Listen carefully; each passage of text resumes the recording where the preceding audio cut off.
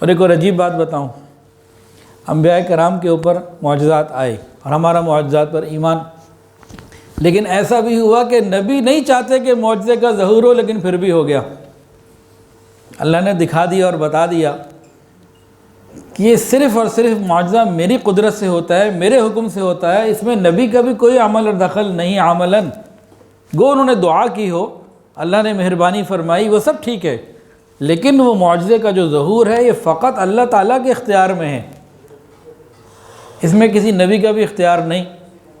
تو ایک واقعہ سن لیجئے اس بات کی دلیل میں کہ معجزات کے ظہور میں بعض دفعہ ایسا بھی ہوا کہ نبی نہیں چاہتے تھے کہ معجزہ ہو اور پھر ہو جاتا تھا، ہوا۔ حضرت موسیٰ علیہ السلام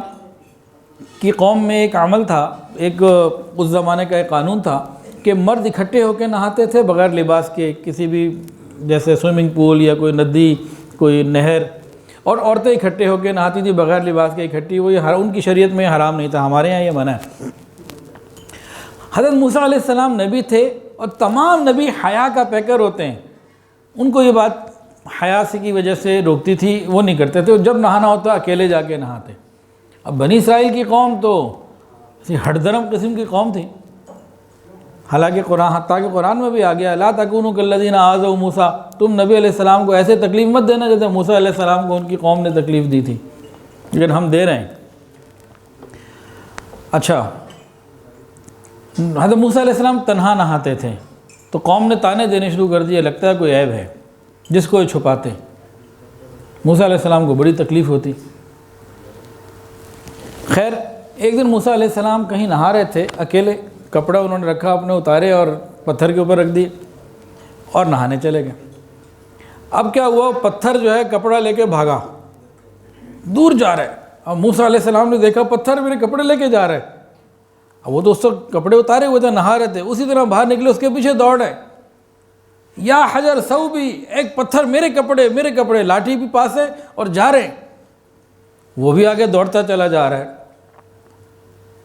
اب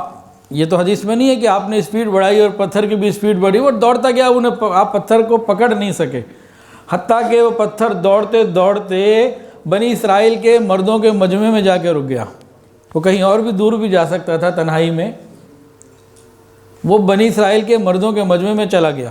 حضرت موسیٰ علیہ السلام وہاں گئے، لباس پہنا اور پتھر کو پھر لاٹھی بھی ٹکائی، اور سارے بنی اسرائیل نے دیکھ لیا کہ جسم مبارک پہ کوئی عیب نہیں۔ تو یہ انبیاء کرام کے اوپر جو معجزے آئے ہیں، حق ہے، ہمارا سب پر ایمان ہے، لیکن یہ من جانب اللہ ہوتے ہیں، اور ان کی کیفیت کیا ہوتی ہے کہ یہ نبی کے لیے تائید الہی ہوتے ہیں کہ جن کو دیکھ کر لوگ ایمان لے آئیں۔ ویڈیو کے نیچے سبسکرائب کے بٹن پہ کلک کریں، بیل کے آئیکن پہ کلک کیجئے تاکہ ہر نئی ویڈیو کی نوٹیفیکیشن آپ کو مل جائے۔